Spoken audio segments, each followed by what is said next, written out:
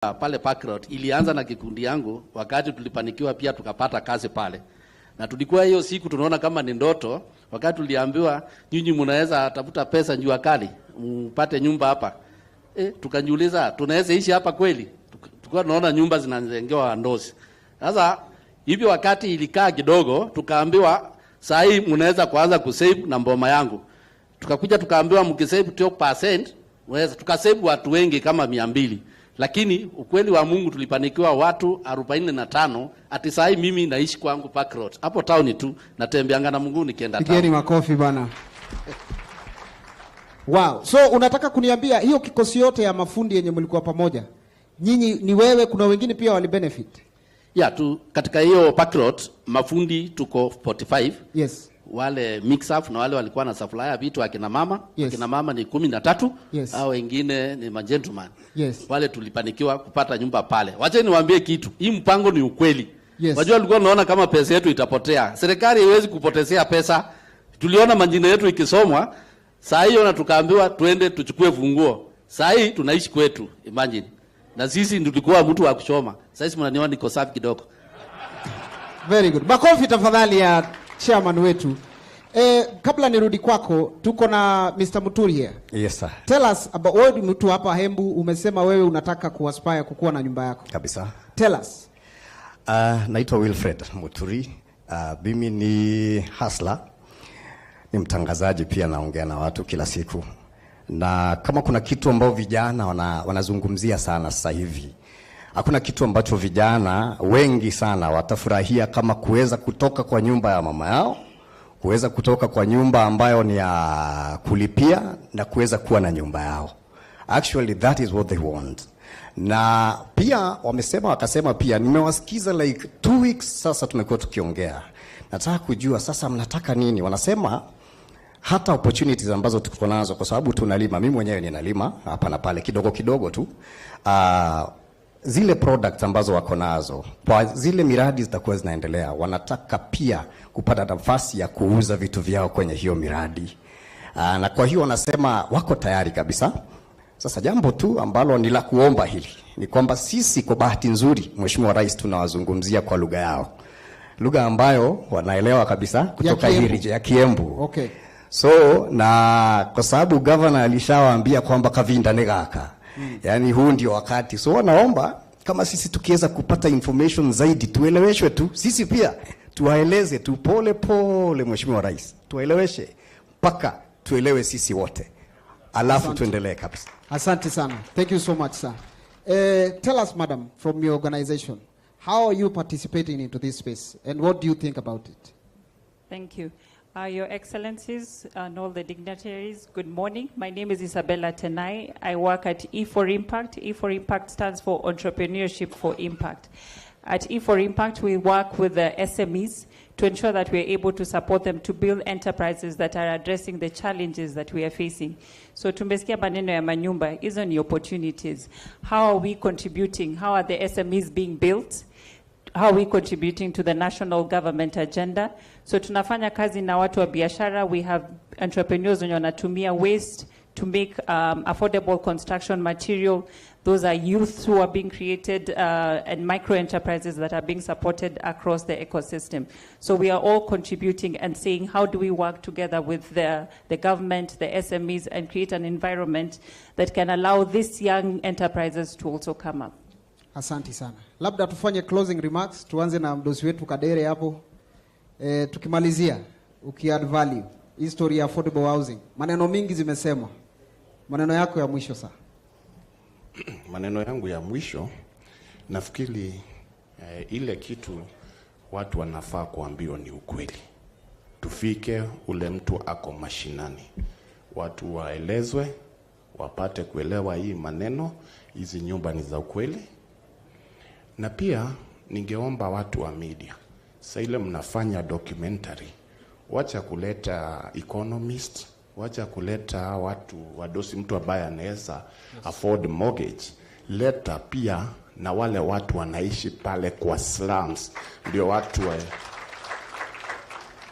ndio watu waelewe maisha ya slums ni nini, na ile maneno president ameona ndio aanze kujenga hizi nyumba. La mwisho, Wakenya wale tumeongea nao, hawkers, sisi madrivers tuko na nyumba kadhaa pale Park Road tulipata.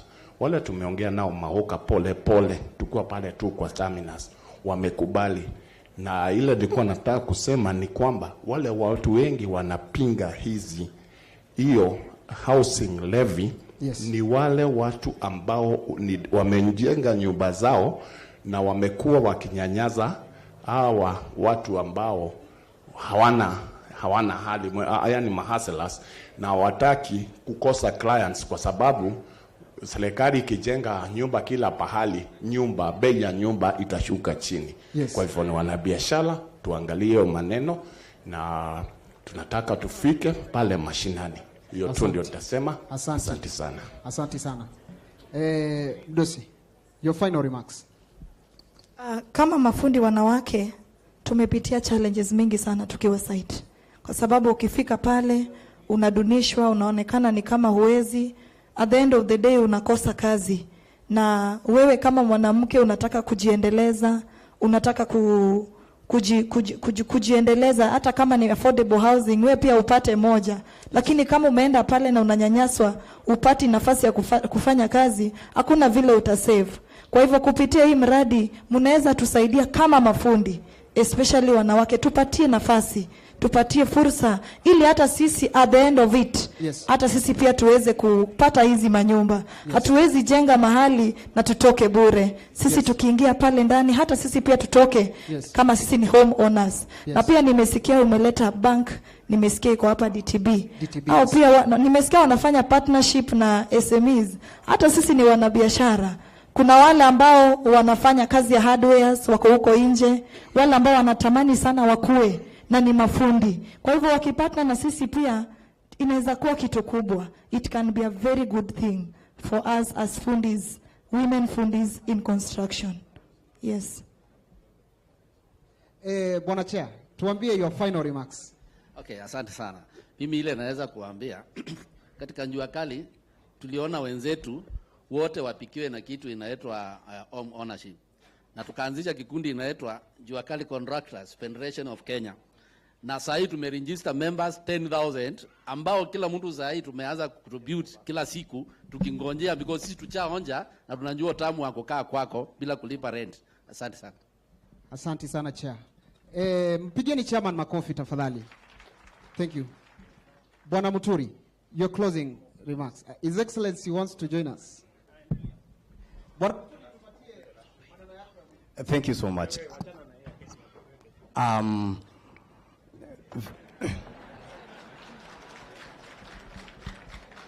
All right.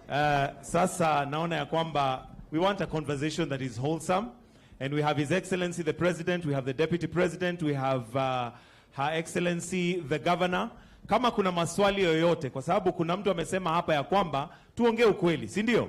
Na tunataka ukweli. Kama kuna swali lolote, we also have the CS Housing, Bwana Njero joining us. Maswali yote sasa ya housing tuulize ili tuweze kujua ukweli na pia tufafanue kabisa. Kwa hivyo swali lolote la housing.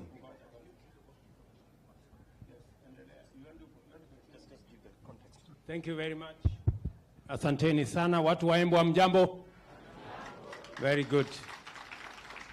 Kwanza nataka niwashukuru sana kwa kutukaribisha na huku Embu.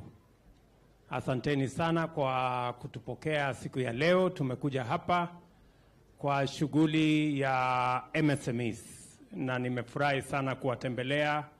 Nimeona wafanyabiashara mbalimbali, watu wanaofanya value addition, watu wanaofanya biashara mbalimbali, wakulima, watu wa maziwa, watu wa kahawa, nimekutana na watu wa chai, nimekutana na entrepreneurs wa aina mbalimbali, na mnaelewa ya kwamba tunakuja hapa Embu hii wiki mpaka Thursday tukiwa hapa.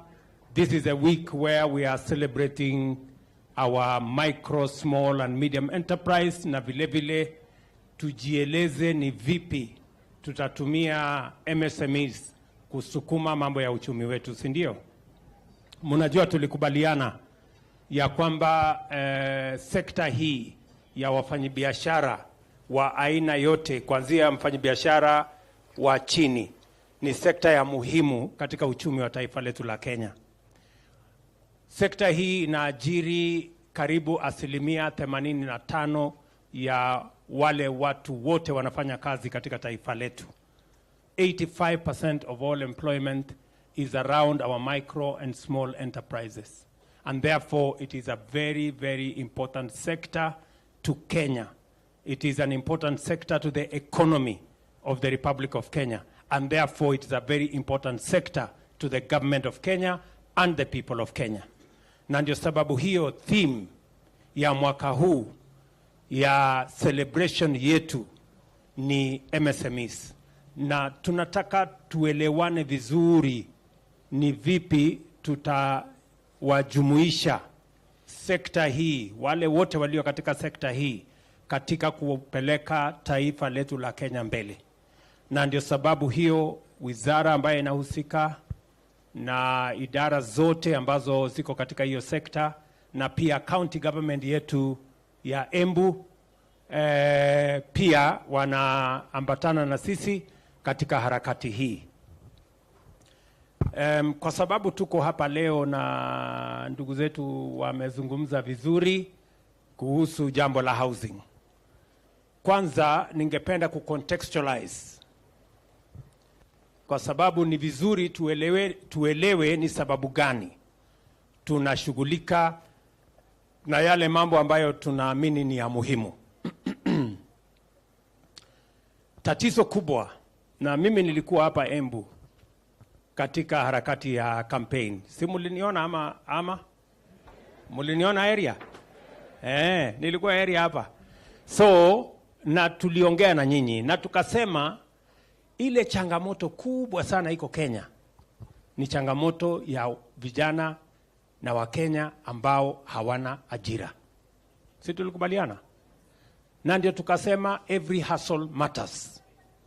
Na ndio tukasema lazima serikali iwe na mpango, na sio mpango ya guesswork, mpango intentional, mpango ambayo ni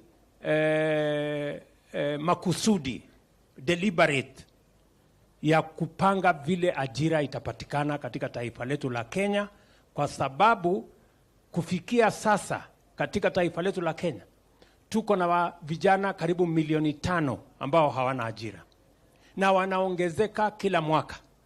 Vijana karibu 800,000 kila mwaka wanamaliza shule, wanatoka university, wanatoka college, wanatoka TVET, wanaingia katika labor market, lakini mpango wa ajira hatuna, mpango wa kamili hatuna, mpango makusudi hatuna, mpango deliberate. Na ndio sababu tunasema kama taifa la Kenya, na ndio tumeweka katika mpango yetu ya bottom up economic transformation agenda ya kwamba tutafanya mambo matatu ya kuzalisha ajira katika taifa letu la Kenya. Jambo la kwanza, tunaweka mpango maalum ya kuhakikisha ya kwamba sekta hii ya MSME wanapata nafasi na msaada ya serikali kupanga mambo yao ya ajira. Ya kwanza, tunasema ya kwamba katika sekta hii tunataka kupanga mahali hawa wafanyabiashara wadogo wadogo watafanya kazi yao, wataendesha biashara yao. Ndio katika budget yetu mkiona tumeweka pesa ya kukamilisha soko 181 katika pande mbalimbali ya taifa letu la Kenya. Mahali hawa wafanyabiashara watapata nafasi ya kupanga biashara yao. Hiyo masoko iko mpaka na hapa Embu.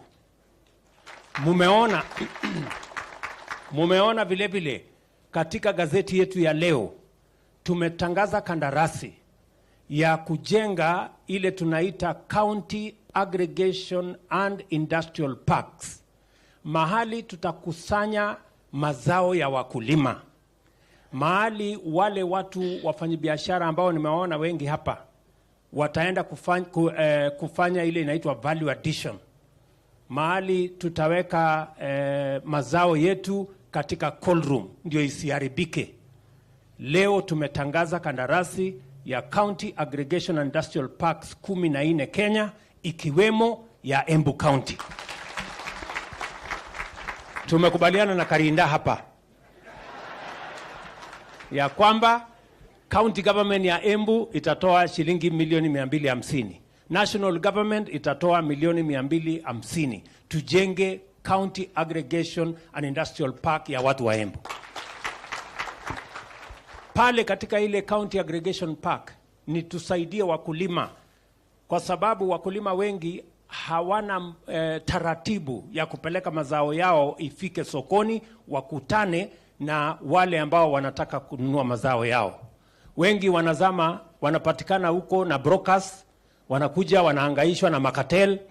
Unajua sasa wewe fanya namna hii, mali umefanya kilimo mwaka moja. Ule broker anakuja kwa dakika 10 ametengeneza pesa nyingi kuliko ule mkulima alingojea miezi 6. Ni kweli ama si kweli?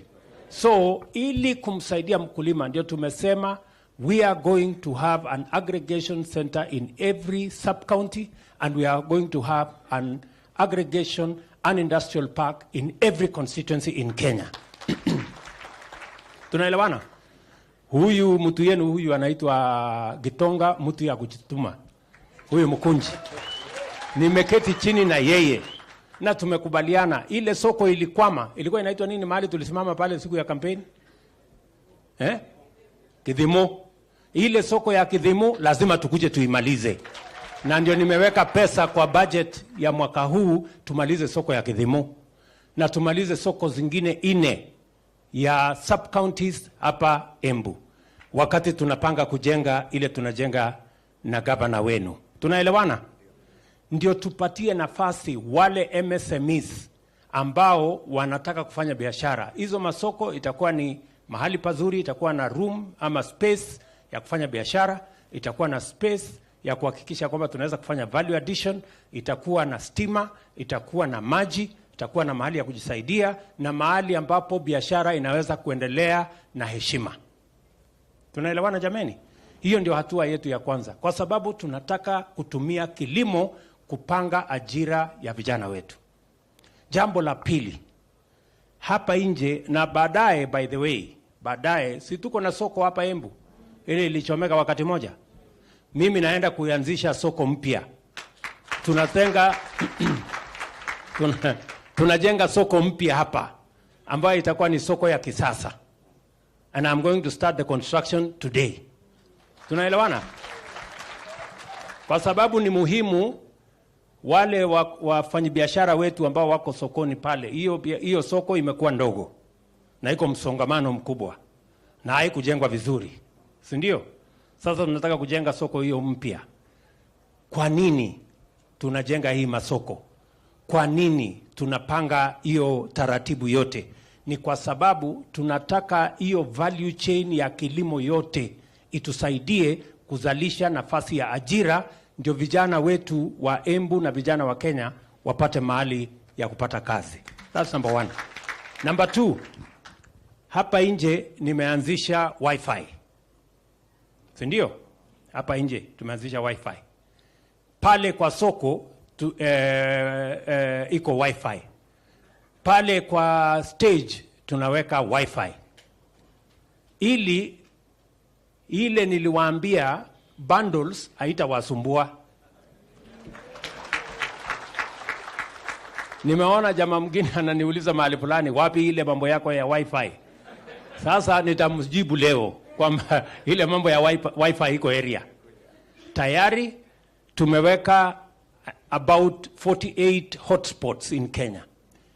Our commitment is to make sure we have 25,000 hotspots in every part of Kenya. Ili mwananchi aweze kuendelea na simu yake bila ya kushughulika na kwamba hana credit ama hana bundles. Pia tufanye ile inaitwa e-commerce. Tufanye biashara katika kutumia mtandao. Pia tumepanga na hawa waheshimiwa, na nimeketi chini na hawa juzi na tumeongea ya kwamba katika kila ward tutakuwa na ICT hub, kwa sababu kuna ajira nyingi, kuna nafasi ya ajira mamilioni duniani kote, na sio lazima uende Marekani, sio lazima uende Ujerumani. Unaweza kufanya kazi ukiwa Embu, ukiwa unafanya kazi ya kampuni iko Marekani ama iko Ulaya. So tunasema njia ya kupanga ajira mojawapo ni kutumia digital and technology platform. Ndio sababu mkiona tena katika budget yetu tumezungumzia sana mambo ya the digital space. Kuna mahali tumepunguza mambo ya ushuru kwa sababu tunataka kuhakikisha ya kwamba vijana wetu ambao ni wengi, na nimewaambia tuko na vijana 500,000, na tunataka hawa vijana tuwapange vile watapata ajira, vile watajisimamia. Tumesema kila mheshimiwa mjumbe apange kila ward tuwe na ICT hub. Tutasaidiana na serikali ya kitaifa, watatumia pesa yao kiasi ya CDF, ndio tuhakikisha kwamba tunapata nafasi ya ajira 300, 400 katika kila constituency, 500, pengine hata tufikishe 1000. Vijana wapate pesa waweke kwa mfuko, kwa sababu ni ahadi ya serikali ya Kenya kushughulikia ajira ya vijana wa Kenya. Hiyo ni number 2. Number 3 ni mpango ya housing. Tunaelewana? Naona watu wengi wanasumbuka sana hii housing. Sasa hii nyumba itakuwa ya nani? Itapangwa namna gani? Mimi nitapata nyumba namna gani? Sijui. Sikizeni. Hii mpango ya housing, kazi kubwa ambayo tunatafuta hapo, mbali na kuwa na nyumba, the real motivation behind the housing plan is the jobs we are going to create for the young people of Kenya. Nataka munisikize vizuri. Hii mpango ya housing, kazi yake kubwa kwanza ni kuhakikisha kwamba vijana hawa wa Embu, vijana wa Kenya wanapata nafasi ya ajira. Nataka muniulize vipi? Itakuwaje? Itafanyika namna gani? Kila nyumba tunayojenga tunahitaji vijana 5 ambao watatusaidia kujenga nyumba moja. Vijana 5 tunawahitaji kujenga nyumba moja. Leo mimi naenda kuanzisha nyumba 100 ya kwanza hapa Embu. Lakini hapa Embu mpango yetu ni kujenga nyumba 5,000 hapa Embu. Hiyo nyumba 5,000 nataka tufanye hesabu na nyinyi. Nyumba 5,000 tunahitaji vijana 25,000 watakaofanya hiyo kazi. Mnanisikia vijana wa Embu? Vijana mko? Mko area? Mnanisikia vizuri? Ama nyinyi ni wale wa kuchagua jembe? Si tulisema wera ni wera? Si tulisema kazi ni kazi? Sikizeni. Mpango ya housing, kazi yake ya kwanza ni kupanga ajira ya hawa vijana. Na kupanga ajira ya vijana wa Kenya, sijakutana na kiongozi hata mmoja ama mzazi hata mmoja ambaye hashughuliki na vile tutapata ajira ya vijana. Every parent, every leader is bothered about what we are going to do with the millions of young people in Kenya who do not have jobs. And creating jobs is not a game of guesswork. Creating jobs must be intentional, must be deliberate, must be practical, and must be planned. Ajira haiwezi kupatikana tu hivi, lazima ipangiwe. Tunaelewana? Huwezi kusema tu itaendelea tu alafu kazi itapatikana. Itapatikana namna gani? Si lazima kuwe na mpango. Ndio tumesema agenda yetu ya kwanza ni kupanga mambo ya housing, ndio tupange kwanza ajira ya hawa vijana. Wale watakaofanya kazi pale, kama ni architect, kama ni quantity surveyor, kama ni engineer, kama ni mason, kama ni carpenter, kama ni plumber, kama ni electrician, hizo kazi zote ni vijana wa hapa Embu watafanya katika ile mpango yetu ya housing. Jambo la kwanza. Jambo la pili, nafasi pia ya kazi itapatikana, kwa sababu katika ile mjengo tumestandardize. Tuko na watu watakao tutengenezea madirisha, tuko na watu watakao tutengenezea milango, tuko na watu ambao watatutengenezea hinges, tuko na watu ambao watatutengenezea all the other products. Kuna watu wanafanya kazi huko kwa kampuni ya simiti, kwa sababu tunahitaji simiti nyingi. Tuko na watu wengi wanafanya kazi huko Kware. Watu wengi wanafanya kazi huko kwa transport, watakao safirisha hiyo bidhaa yote ikuje. So hiyo kazi yote ndio itahakikisha ya kwamba uchumi wa Kenya inaanza kuenda mahali ambapo sisi wote tunataka ifikie. Nyinyi mnanielewa?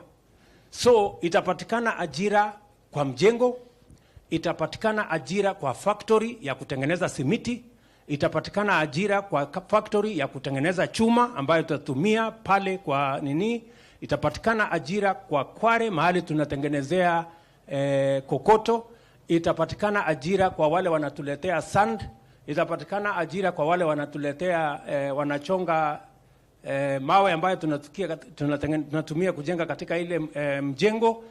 That is the reason why we are pushing the housing program.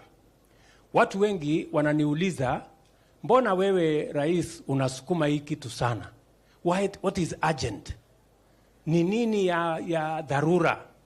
Mimi nataka niwaulize vijana wetu wanaotembea barabarani kwa sababu hawana ajira. Is it urgent for us to look for a job for them, or is it not? See, it is urgent. That is what is urgent. So wale wananiuliza hii housing mbona iko urgent sana kwako? Mimi nawaambia what is urgent to me ni millions of young people who are walking our streets and villages when they don't have jobs. That is urgent. And I want one leader. I want one parent who tells me it is not urgent for us to fix the unemployment problem in Kenya. Kunaye mmoja kweli ambaye atasema sio urgent? Sisi wote tunakubaliana ya kwamba tupange ajira ya hawa vijana. That is the reason why we are doing housing. Na jambo la tatu, why we are doing housing. Nimewaambia we are doing housing because we want to create jobs. We are doing housing because we want to move our industry.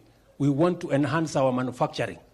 Na ndio mumeona hata katika budget yetu hii tumesema wale wanaoleta simiti kutoka nje, wale wanaoleta chuma kutoka nje watalipa ushuru, kwa sababu tunataka simiti itengenezwe hapa Kenya. Tuko na uwezo ya kutengeneza simiti. Katika hiyo mahali simiti inatengenezwa, vijana wetu wataajiriwa. Tunataka chuma, ile watu wanaleta chuma kutoka nje, tunataka tuwaambie chuma, tuko na viwanda ambaye inatengeneza chuma hapa Kenya.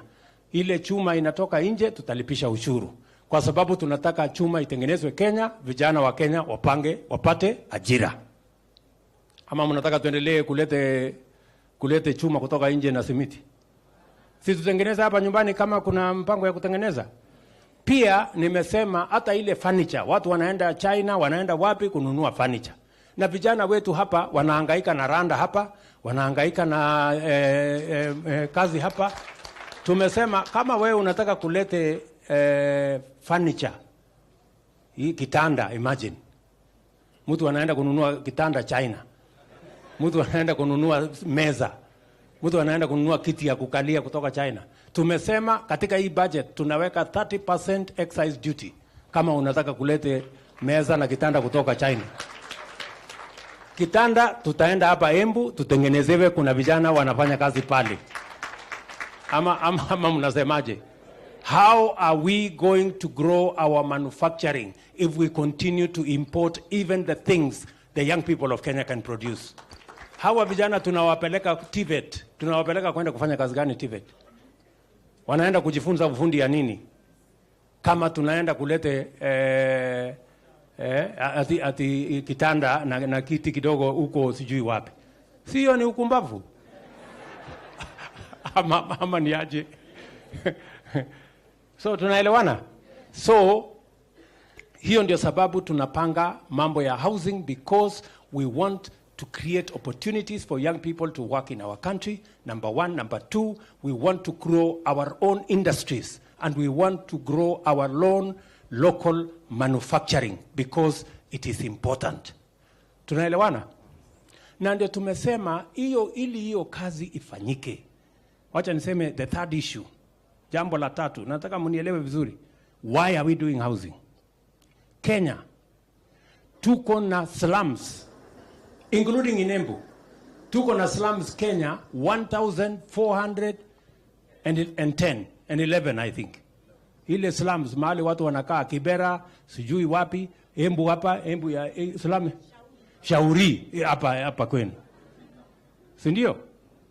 Tuko na Wakenya 6.5 wanaoishi slums. Mahali hakuna choo, hakuna maji, hakuna barabara, nyumba ni ya matope, ugonjwa ndio hiyo, shida ni mingi. Na wao ni Wakenya kama sisi. Jambo la tatu, utafiti unatuonyesha ya kwamba tukiendelea mbele, Kenya is among the fastest urbanizing countries in the world. While urbanization elsewhere is about 3.7%, Kenya is at 4.4%. 68% of all our people by 2050 will be living in towns. 68%. Either they will be living in slums, in towns, or they will be living in affordable houses if we have our plan right now.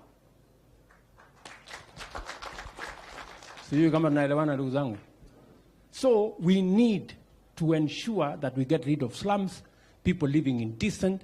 Dignity of the people of Kenya is very important. Ya muhimu hata zaidi. Sisi tunalalamika sasa iko shida ya unga. Sindio? Unga imepanda, chakula imepanda, gharama ya maisha imepanda, na ni kweli. Lakini tusipochunga, tukiendelea kukatakata ile shamba tungetumia kuzalisha chakula, iwe ni mahali ya kuishi. Na Kenya, it is obvious that there are many counties, I don't want to say which ones, that they are slowly degenerating into rural slums. Kwa sababu ya manyumba kujengwa, watu wanaongezeka, na tunazidi na kugawa ile shamba ambayo tungetumia kuzalisha chakula, sasa tunatumia kwa kuishi. So we need to reverse that. How do we do land consolidation? Tunataka tuhakikisha kwamba wale ambao badala ya kutumia ardhi zetu kuwa ya makao, tufanye affordable housing katika miji, katika towns, ili tutumie mashamba yetu kuzalisha chakula, ndio tupunguze gharama ya maisha, kwa sababu chakula itakuwa kingi. So for all those reasons, that's why we are doing affordable housing. Tumeelewana? Tumeelewana jameni? Nyinyi, sisi wote tunazidi na kusema, unajua, Singapore ilikuwa kiwango moja na Kenya. Singapore was a slum like Kibera. Today, it is a modern city and a modern country because they made the right decisions. Sisi tunataka tu kukaa hivi. Hapana, tunataka tuendelee kukaa kienyeji. Si tuwe na mpango, ama mnasemaje?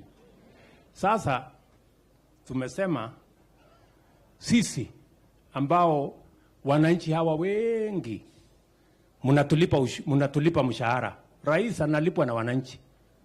Huyu mjumbe wenu analipwa na wananchi. Msiambiwa analipwa na serikali. Hakuna mtu anaitwa serikali. Serikali ndio sisi, ndio wananchi wa Kenya. Nyinyi mnanielewa? So sisi tunalipwa na wananchi. Mimi napata mortgage ya 3%. Huyu mkunji anapata mortgage ya 3% kununua nyumba. Lakini ule mwananchi ametupigia kura anapata mortgage ya 20%. 17%. Hapo iko ungwana.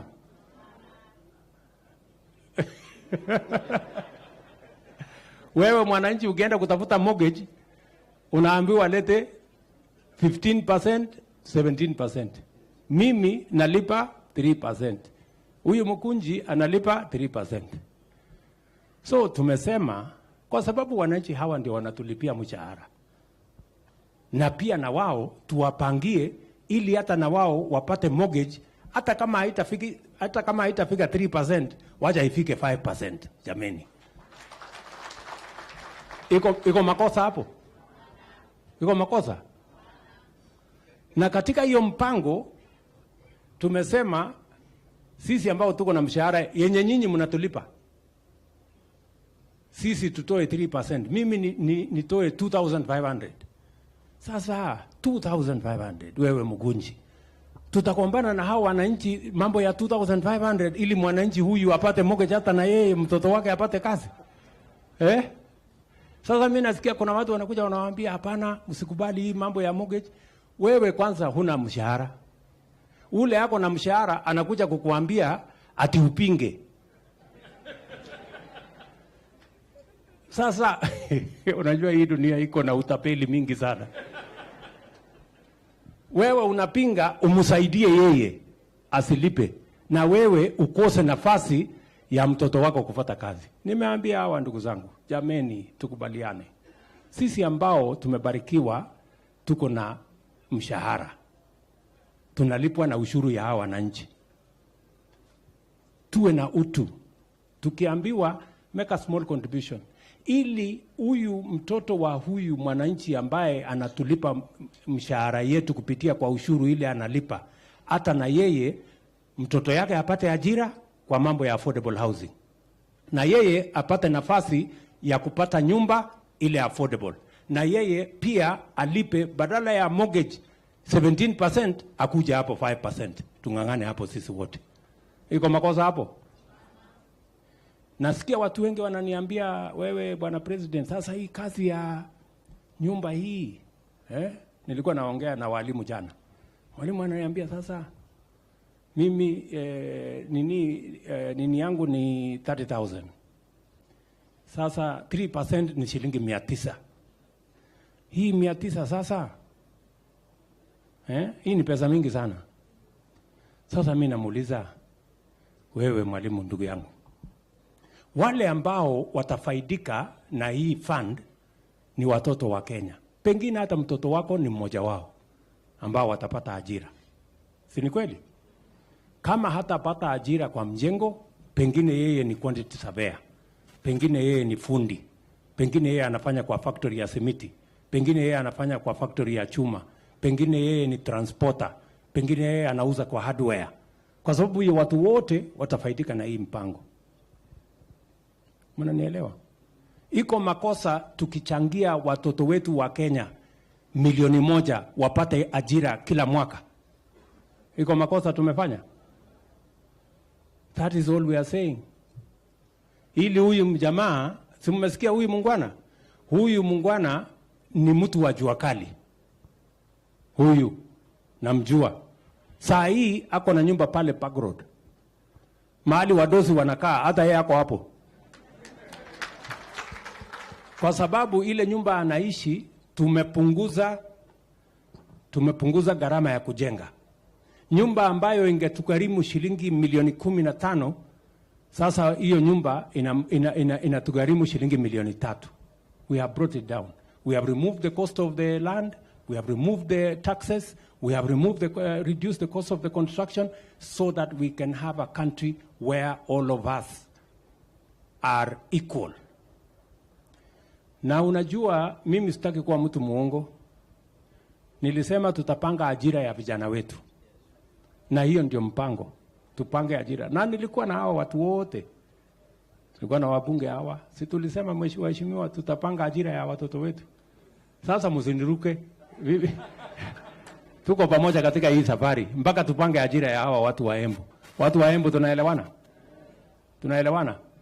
Ndio nasema tuwe na hii mpango ya housing, tuwe na mpango ya value addition agro processing, na hiyo ingine tuwe na mpango ya digital jobs, ili tuhakikisha kwamba tunapanga ajira ya vijana wa taifa letu la Kenya, because it is urgent for us to have a plan on how the millions of young people in Kenya have an opportunity to work for themselves, to work for their families, and to contribute their energy, their talent, and their expertise in driving the economy of our country.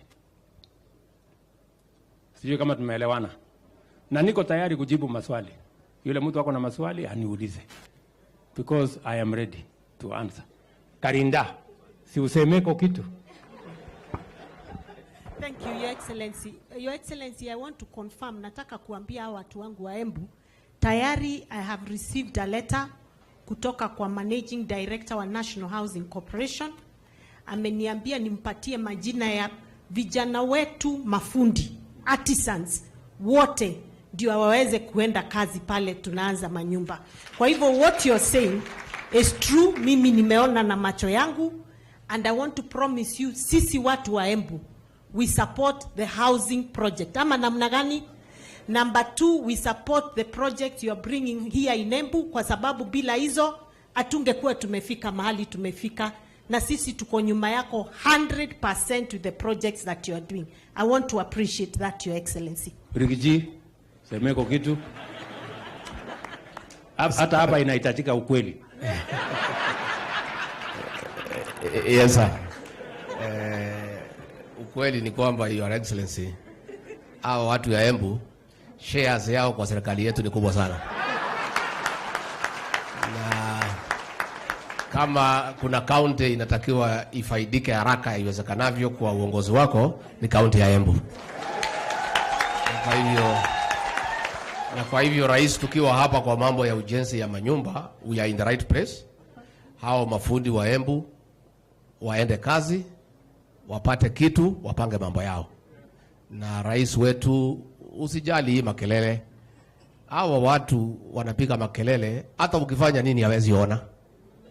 Kwa hivyo tungeuliza kama hataki kuona, wafunge macho, kazi iendelee. Na kwa sababu hawezi funga macho forever, wakifungua watakuta kazi imefanyika. Rais wetu, the truth of the matter ni ya kwamba affordable housing ni ya kumaliza mambo ya slums. We are inviting our detractors, if they find affordable housing cannot solve the issue of the slums, to give us their plan. Watuambie hii slums tutamaliza na njia gani. Your Excellency, affordable housing, as you have rightly put it, is to create employment for millions of our young people. These detractors, what is their plan for getting our young people employment? They don't just criticize without giving an alternative.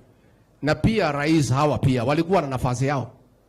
Na hii employment tumekuta imeharibika, hakuna chochote walifanya. This housing program, Your Excellency, was part of our Jubilee agenda. Wakakuja, wakasabaratisha. They now would like to sabotage it because ikifanyika wakati wewe uko uongozini, itaonekana ya kwamba ndio waliharibu. Kwa hivyo sisi tunauliza wananchi, rais ako na matumaini mazuri, and he means well for our people, especially the young population, for creating employment. We ask the people of Embu and our leadership to support the housing program for the benefit not only for the people of Embu but the rest of the country. Asante. Aya. Nikitembea pale Munga ile Karemba ile Rukorire factory. Nimeongea na muungwana wa Rukorire factory. Nimemuuliza kwa sababu nimesema tunataka kutumia kilimo kuongeza pesa kwa mfuko ya mwananchi na pia kupanga ajira ya vijana wetu. Katika budget yetu ya mwaka huu, ile ushuru ambayo tulikuwa tunalipisha chai, tumesema kama serikali ya Kenya hiyo ushuru tunaondoa katika hii budget.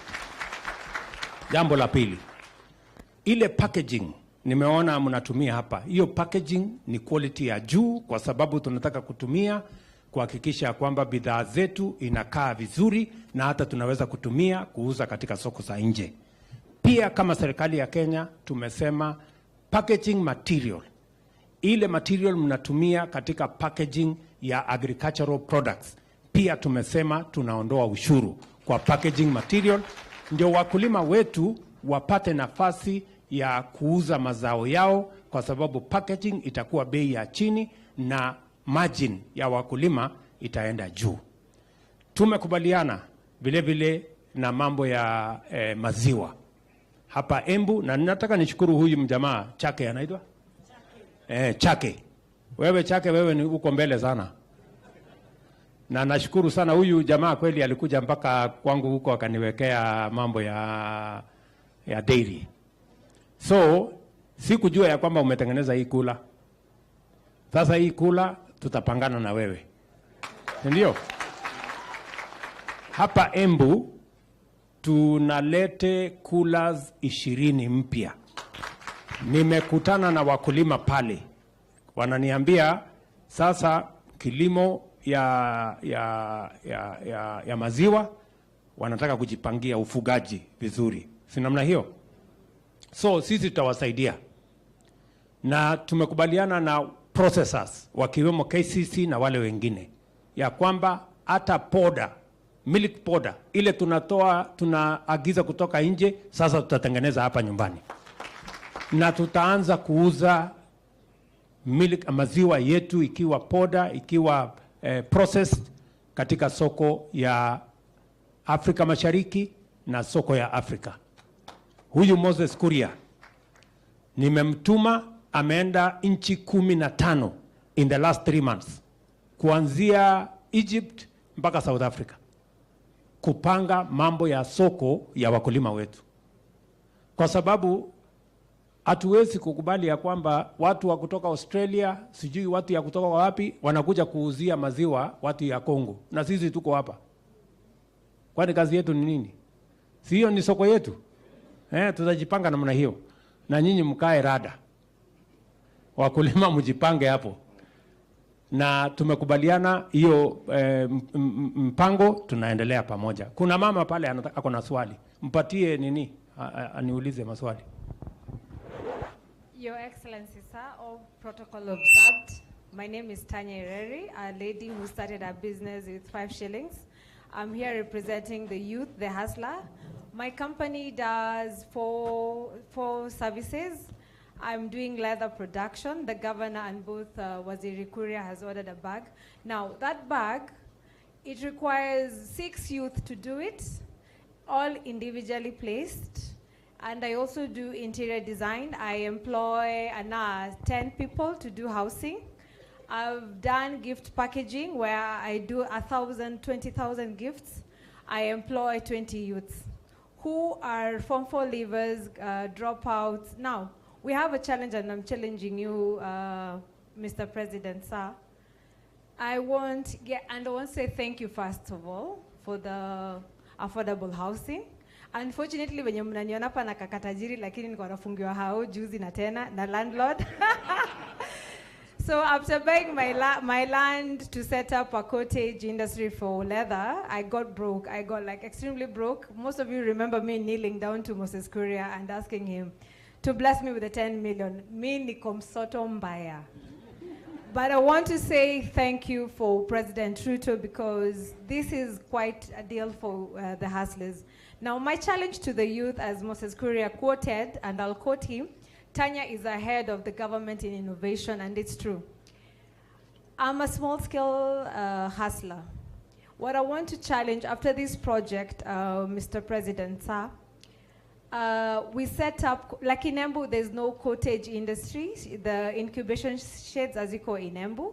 In Embu and Mount Kenya region, we don't have kildi in Mount Kenya region. We are dying of drought. There are no food drying plants all over. It makes sense. Tunakufa na floods, tunakufa na famine. Na yet, tunatupa machakula mingi. So easy capis that have been set up. We need to set up drying plants. All these are creating jobs for the youths. Now, after we've done this project, what I want to propose to the government is we do affordable cottage industries. A lot of SMEs right here, they've done quite amazing jobs. They're the Steve Jobs. Steve Jobs started for garage. I started in my mom's house. I'm still in my house. That interview that you've just seen about me, that's my house. And a lot of people would like to have a central place. That kabag that Honorable Governor, Her Excellency, has ordered, I went point A to do the branding, point B to do the material, point C to do the any inafanya process zikwe finding. So huyu hustler mwenye anatry ku grow up, angependa kaholka hii. Anaenda kwa Njuguna pale, anafanywa branding. Anaenda kwa Omera pale, anafanywa cutting. anaenda kwa Chieng pale anafanya stitching, anaenda kwa Njeri pale anauziwa lunch, anaenda kwa, you know, all this under one place. That's why I transitioned from Nairobi into Embu to set up something like this. I bought a land. I started with half an acre. I've just acquired 1.3. I'm yet to do the valuation. Mungu anipe kazi. When you visit my stand, I've just done a very amazing gift hamper for King Charles when he visits Kenya. That's a bag for him from Kenya, a bag for Camilla from Kenya, and all that is for youths I'm trying to create jobs for. Thank you. So, and before I finish, Mr. President, allow me, and Madam, my governor, to allow me. This is my portfolio. I'm asking for employment in your government, sir. Allow me to give it it's to okay. you. We'll pick your portfolio. That's okay.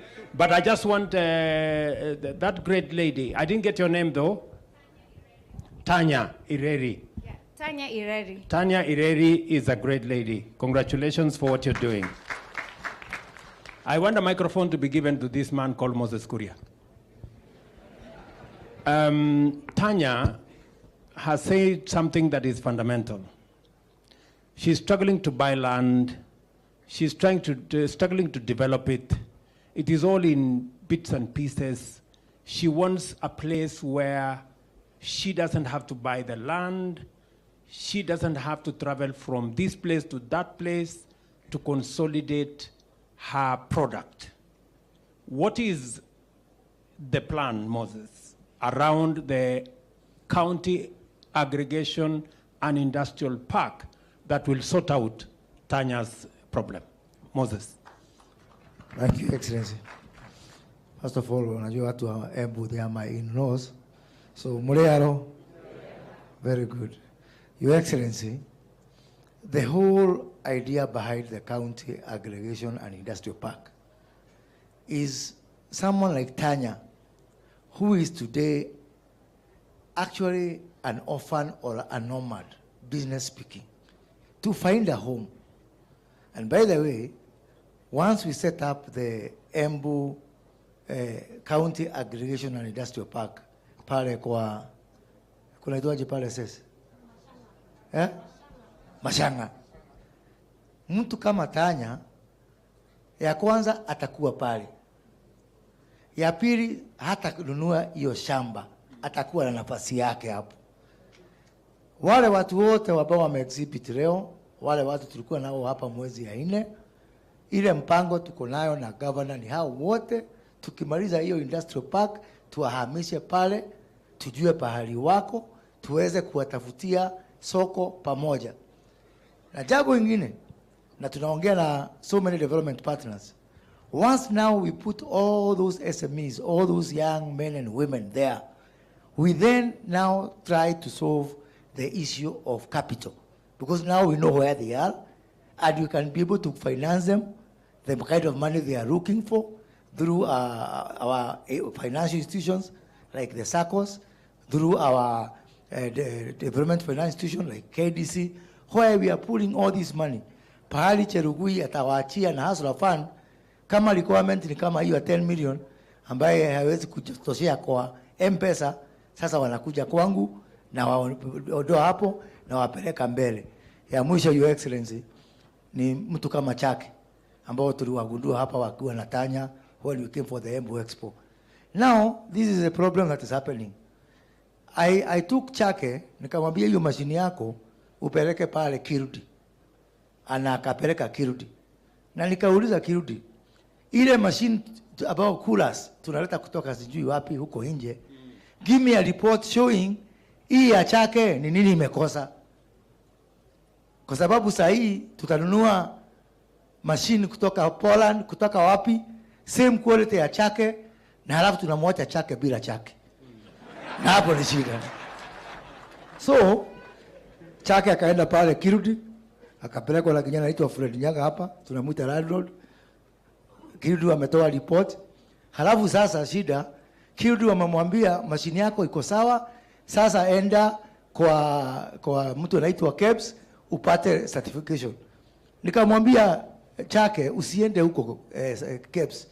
Nimeamulisha Kirudi Mtu akipeleka innovation yake pale, ni jukumu yetu kama serikali kwenda kumtafutia leseni zote, hata hiyo ya KEBS, na pia tumwache akiwa na hata copyright patent. Jamani, leo nimepigiwa simu, copyright patent ya Chake imetoka. Ukijaribu kufanya hiyo copy utajipata kwa jela, because nobody else now except Chake can make a machine like that, because his intellectual property. Intellectual property sio mambo ya Nairobi, hata hapa Embu kuna intellectual pia. Asante sana Mheshimiwa Rais. Thank you very much. Nataka nimuulize the CEO of KIE if he's here. I saw him somewhere. I wonder a fellow, that gentleman anaitwa Narekae. Ako wapi? Narekae atafutwe. Nataka akuje ajibu Tanya. Meanwhile, I can take another question wakati huyo jamaa anatafutwa. Nataka nijue vile KIE inaweza kumsaidia huyo Tanya, anahitaji 10 million kuendesha biashara yake ni na mambo yake. Kuna mtu pale nyuma aulize swali. Meanwhile, ngojea Tanya, natafuta mtu ambaye atajibu maswali yako. Kuna muungwana pale.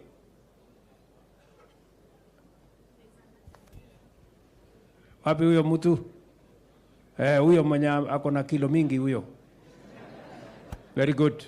Haya, patia yeye microphone naseme kitu. Just there. Patia yeye tu microphone hapo. Thank you, Your Excellency. My name is Elijah Chalo. And I come from Makueni. Thank you first for this opportunity. And my point is, I finished school in 2017 and didn't find a job. So I decided, let me have some place where I can get some small shop, because I used to broker laptops when I was in campus. And I have a friend who supplies. Now, when I went and found the shop, I asked my friend, what do I need, who sells, to be in this shop? And he gave me the requirements and I said, let me register. So now, my problem is, anytime you want, there's a disease that comes into every city.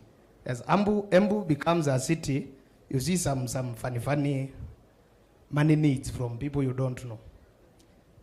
Registrar of companies, you go to another, ukikakaa kidogo unaambiwa nataka certificate ya fire, ukikakaa kidogo unaambiwa nataka certificate ya branding, unakakaa kidogo unaona mtu mwingine anakuambia nipatie pesa ya shimo, unakakaa kidogo. So by the time you begin something, you are finished. And maybe the money I have is only 15,000 to buy for a small, it's actually a stall, not even a shop. Then I broke up, my friend gives me laptops. When I sell, I do. So I was thinking it becomes somehow straining. Is there a way you can find to help us, the young people, to just have a unified certificate where we pay for all those things once? Thank you. Very good. That is a very important subject by my good friend from Makueni. I think it's not just in Makueni, it is in every part of Kenya. Now, I know the county government of Embu knows what they need to do to try and get a single business permit that encompasses all those things in one shot. Can the county, Madam Governor, are you, do we? I am told the CEC trade should be able to answer that question. Jamal.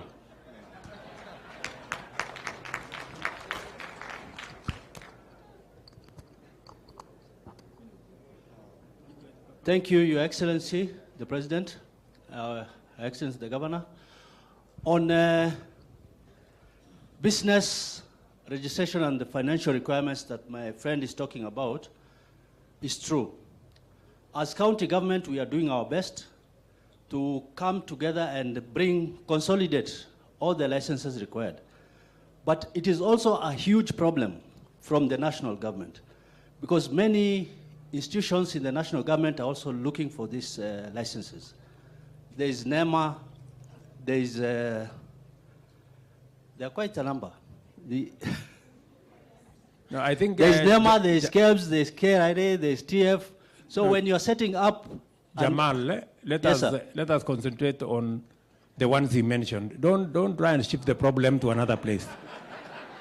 There is somebody who will answer for the national government, answer for the county. No, for the county government, we are doing our best. We have already agreed as cabinet to consolidate the licenses. We are also doing an incubation center. We are putting up the relocation site for the market. After that market, the new market is done, we will have an incubation center for our youth, where we will now protect them from all those institutions. Thank you very much. Are you saying, Jamal, are you saying that the business people in Embu can take it from you? When will you have consolidated that business license into one, and that they will not be asked to come for this and that and the other? Your Excellency, we are committed to consolidate in the next finance bill. Asante. Thank you very much. We will take the proposal. The next finance bill is in by June. So, Apo, don't get confused. So, after July, August, mwanze kuuliza haya maswali. Kama mambo hiyo haijafanyika. On behalf of the national government, can somebody, Moses Kuria, you need either you or your peers should be able to answer on all the consolidation of the national government licenses, KEBS, NEMA, and all the others. What is the plan? Your Excellency, not only shall we consolidate, but we will work with the governor to ensure it is the same license of the county that answers for all those other licenses. Very good. Because mwananchi hataki kujua ati hii ni national government, hii ni county government. So we'll work to have one single business permit under an MOU between Embu County and national government. So hapo kwa hiyo finance bill, hata sisi tuko hapo. Haya, asante sana. Tutakuja kuulizwa maswali na wananchi, msifikiri ni mambo ya nini. Kuna muungwana pale, wacha ako na maswali. Alafu nitauliza ingine mbili, basi tumalizie hapo. Alafu tuende kibarua. Tunataka kwenda kulaunch maneno ingine huko mbele. Haya, huyo muungwana. Thank you, Your Excellency. My name is Wilson Omondi. I've traveled all the way from Kwale County. I'm dealing with affordable housing. I'm one of the beneficiaries of MSEA. I got funded in the previous government, and I'm able to start affordable housing. So currently, I'm dealing with the low-cost building blocks, and I'm building homes in Kwale County, as the way you see me. I've really struggled, and I've really developed some homes as a person, but I'm lacking the required finance and the documentation from the government to help me take my business next. My company is called Kawili Group Kenya Limited. If you happen to come to Kwale County and you ask for Kawili Estates, you'll be shown Kawili Estate is where. I'm the CEO of that company. I have a master's degree. I've really looked for a job, I did not get the job. So I decided to start making bricks. And from the bricks now, I'm building homes. If you ask from the Ministry of Youth and the MSEA, they know my story. So Your Excellency, I request you to consider me also to give an advice or give me a space there in that affordable housing. Because already, if you come to my stand there, I have some product that I can show you. Though you came there, but there was a hurry, so I could not get time to explain to you. Maybe in another time, I'll get time to share what I'm doing. I'm really doing a lot of job in Kwale County. Thank you, Omondi. Yes. Bwana Hinga, please get in touch with Mr. Omondi so that the plan we have on local housing, we see how he can be a supplier. You can see how Kenya is. That is Mr. Omondi from Kwale in Embu. That's quite something. I want the people from KIE. I saw Mr. Naregae somewhere. His Excellency, my name is Kombo Nyaga. I'm the one who's been brought in from KIE to speak. I'm one of the people who have been incubated by KIE. No. I want the management of KIE. I want the people. I saw Narekai. Kwani alikuja tu hapa kujionyesha? Pardon? Okay, who comes from KIE? I want to know how Tanya there is looking for credit. I know that KIE, part of your mandate is to support entrepreneurs, Kenya industrial estates. Industrial includes what Tanya is doing.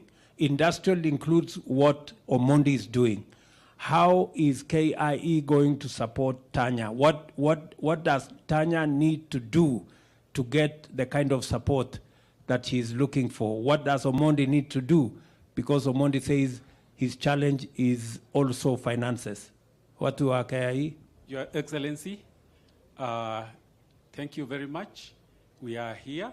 We should be able to assist the team. We have been able to do and assist those who are in the building sector. If you go around, we will also see the kind of end products from the building. So it's just a question of identifying where we are. We visit them and see what they require from us, and we are able to assist them from where they are. You didn't answer my question. Tanya is a manufacturer, cottage manufacturer. Omondi is a manufacturer of blocks. They have shortage of financing. What can KIE do for them? What conditions do they need to meet to be able to get funding from KIE? Maybe the PS can help. Thank you, Your Excellency. KIE supports MSMEs in the manufacturing sector, in agriculture and all other value chains, including building and construction. KIE gives out loans up to 20 million Kenyan shillings, and that's a long-size ticket that Tanya and Omondi here can be able to benefit from it. I think we are engineering, KIE and my CS, we are working on that to ensure that Tanya and Omondi do not have to pay any sort of collateral.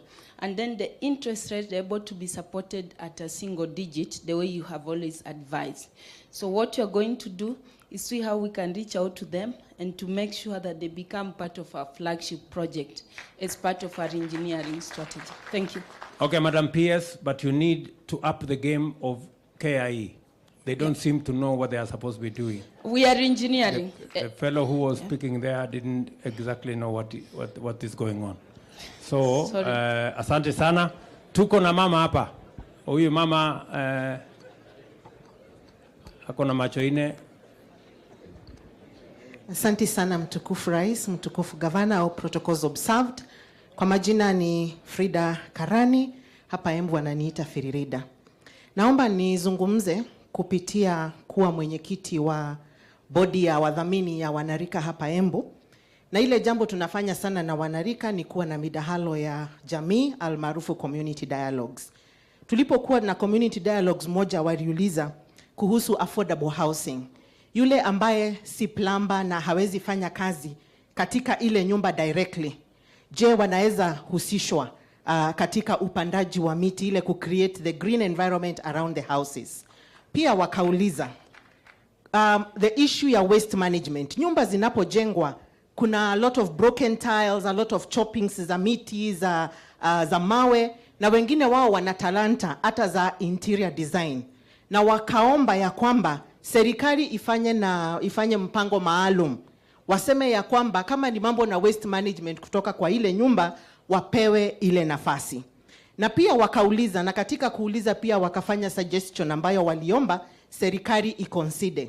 Je, kuna mpango wa kuhusisha vikundi vya wanarika katika house ownership? Manake wengine wanataka kujikuza like a youth organization. Nipeane mfano mzuri sana wa moja ambayo am chair of their body inaitwa Expo, Embu County Campus Students Organization. Wanaweza husishwa waone nyumba kama hiyo organization. Na je, zile housing, ile project ikipatiwa the main contractor, can they be engaged kama subcontractors ndio hata wao waweze kusharpen their skills in contracting na mambo kama hayo? Asante. Bwana Hinga, I am sure you are competent to answer Frida's, you said your name was?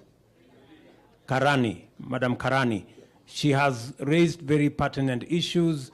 Maybe I can just tell Frida that, number one, if you are not the contractor, you may not be the engineer, you may not be the plumber, you may not be the carpenter, you may not be the mason, but you can also sell cement from the hardware.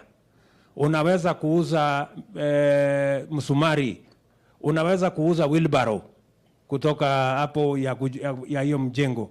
Pia unaweza kufanya hiyo umesema, unaweza kufanya interior design, unaweza kuwa subcontractor, lakini wacha huyu Hinga ajibu. Thank you very much, Your Excellency. This is a very pertinent issue which is at the heart of the affordable housing program. We have a group of young people who are doing exactly what you're saying. In Nairobi, they are called Jijenge. These are actually slum dwellers, and their job wanaokota takataka, the waste, especially plastic, and they've actually converted it into paving blocks. Na tumewapatia kandarasi. Tunawaita kandarasi mtaani. Kwa hivyo hata hapa Embu, wewe anzisha kandarasi mtaani, tutakupatia hiyo kazi. So that is the first thing that we want to do. The second thing, you see this gentleman here ambaye ni driver wa matatu, anaitwa Kigathi. Kigathi is another good example of what you are asking for. Kigathi wako na watu about 90,000 members. Watu madereva, makanga, watu ya kuosha gari. They have come together and they have formed an organization called Matatu Stage Workers Association. They are saving 300 shillings a day. That's what they want to save. That is almost 800 million a month. What they have is what is called strength in numbers. They have consolidated 300 shillings a day is a small amount. But when you look at the aggregation, these people have a very strong voice. And what they have done, they have become what is called bulk buyers. So kama sasa the next development pale Rongai, ambao si Rongai, pale Roiro, wamekuja kwetu sisi, wakasema, as Matatu Stage Workers, we want to be guaranteed X number of units. Now, because it is not rhetoric, wanasema, I have shown you the money, I have the money. Hata kama sio 800,000 utapata, 90,000 utapata, they can be able to get because they have got there. They can command because they have aggregated. And that is not a new phenomenon in Kenya. So please, establish those groups. Remember, you are more than the people who have a payslip. You are almost 18 million. Jiwekeni kwenye vikundi, mwanze kuchanga pole pole, and like Kigathi who used to, alikuwa naishi kule Zimmerman. Saizi he's a homeowner, kona nyumba ya 3-bedroom pale. Even you will get a house. Thank you very much. And maybe to mention is that you don't have to have a payslip to benefit from low-cost housing. You don't have to work. You just have to contribute. Hata kama wewe ni mtu ya kuendesha hustle yako, anza kucontribute, na we are launching the Boma Yangu program in the next week or two. Tuhakikisha kwamba hata yule mtu ambaye hana ajira, lakini unaweza kusave kwa hustle yako kila siku 200, 300, 200, 300, mwisho wewe utapata kuown nyumba. You don't have to have a payslip. And we are going to explain to you how that is going to be a reality. Najua tuko na maswali mingi, si ndio? Lakini kwa leo, na niliona ni vizuri, wewe Mugunji unataka kusema kitu? Haya, wacha huyu Mugunji mchumbe wetu aseme kitu.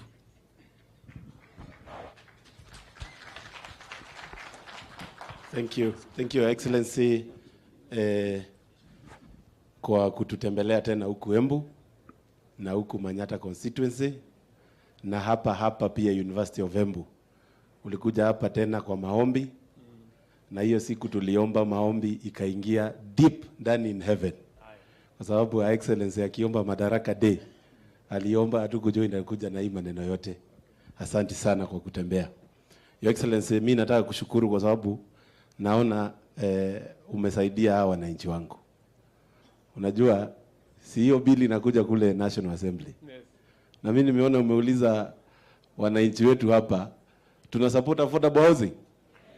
Hebu nione kama tuna support affordable housing. Sasa mimi naona nimepewa ruhusa ya kwenda kupiga kura bunge. Na kazi yangu itakuwa rahisi. But Your Excellency, on the same, I also want to thank you. Kwa sababu kulingana na vile maneno hiko, naona Embu ndio unafanya piloting ya project zako zote.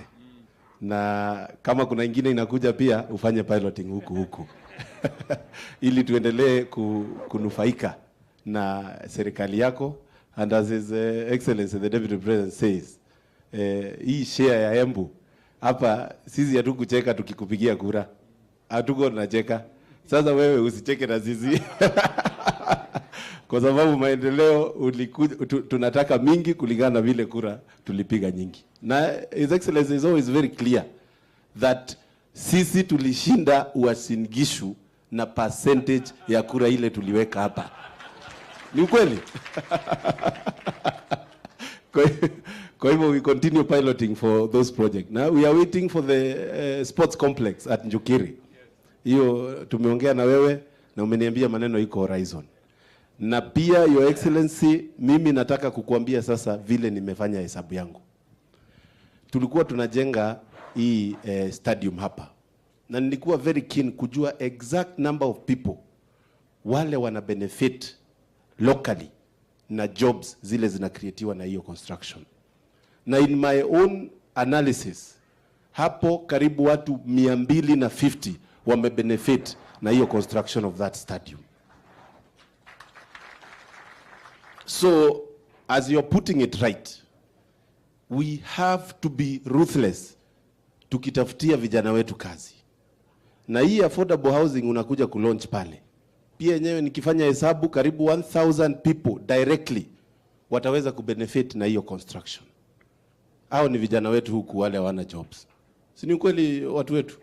Is it true? So we need to make Kenya a construction site. Ama ni aje?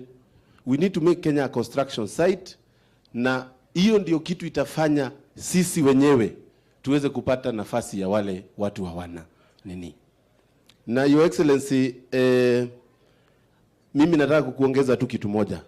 Hii Hustler Fund, kwa sababu imefika mahali sasa najua umeitest, umeona vile inakuja. Sasa me and Our Excellency hapa, and we have had this conversation many times, we are organizing everybody into cooperatives. Hata kule sokoni unaenda, tunawapangia cooperative huko. Kule unaenda huko jua kali, we are planning a cooperative. Hawa wakulima hawa, Your Excellency, mimi nimekaa chini hapa Manyata na nimepanga karibu 3000 farmers wa macadamia, wa avocado na wa kitu inaitwa bananas. Na wote tunataka kuwaunda pia pamoja na Excellency cooperative. Tunahitaji nafasi ya kuhakikisha hawa watu hawatatengeneza cooperative waanze kupigana huko. Tunataka pesa.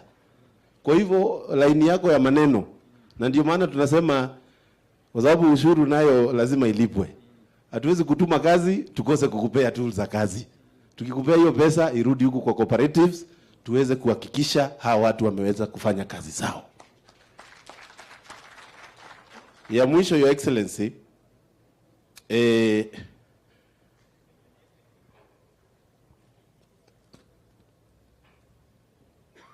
Your Excellency, ni maneno ya ICT. Na I'm very happy you are having the lead in the conversation on ICT. And with your partnership with Google and Facebook. Hapa vijana wengi sana, na this project is not new. Ilianza kitambo sana. Kuna watu wamenunua kompyuta 5, twingine 10 mahali. Na nimeangalia huku Manyata. So I want to promise you, hata hiyo piloting ya hiyo ICT inaanza hapa.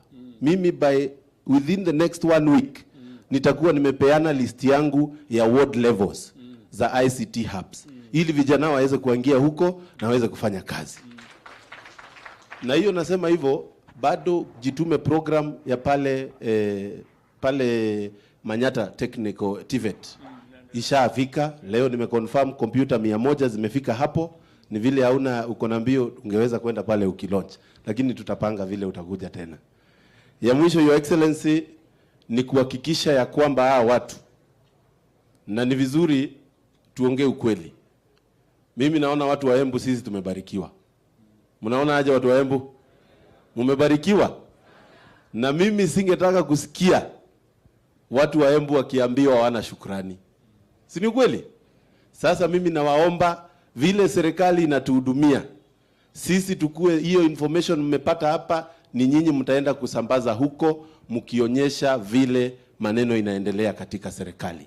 Otherwise, Your Excellency, asante sana. Haya. Niko na marafiki wengi sana wabunge hapa, utaweza kuwatambua, Haya. wasitoke tu waende zao. Asante sana. Thank you. Tafadhali tunaweza keti chini, wadosi wako hapa mbele. Okay. So huyu muungwana Mkunji amesema kuhusu mambo ya cooperative.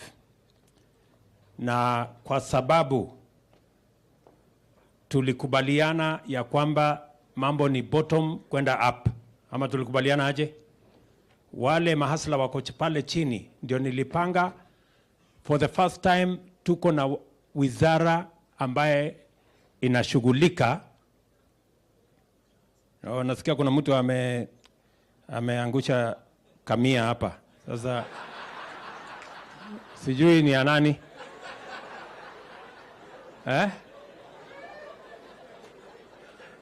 Kama imekosa mwenyewe, asante sana.